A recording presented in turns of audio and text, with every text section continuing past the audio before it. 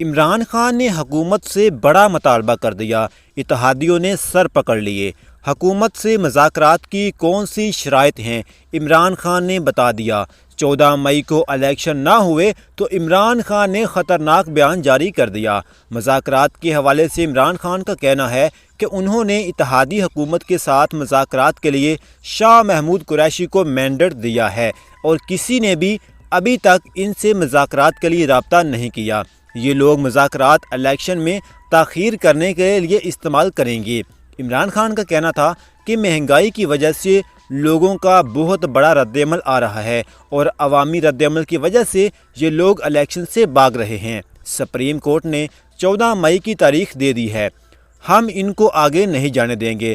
اگر یہ سمجھتے ہیں کہ سپریم کورٹ کو دباؤ میں لا کر آگے نکلیں گے تو ہم یہ ہونے نہیں دیں گے۔ یہ لوگ الیکشن سے ڈرے ہوئے ہیں، یہ لوگ الیکشن سے بھاگنے کے لیے سپریم کورٹ کو متنازع کریں گے۔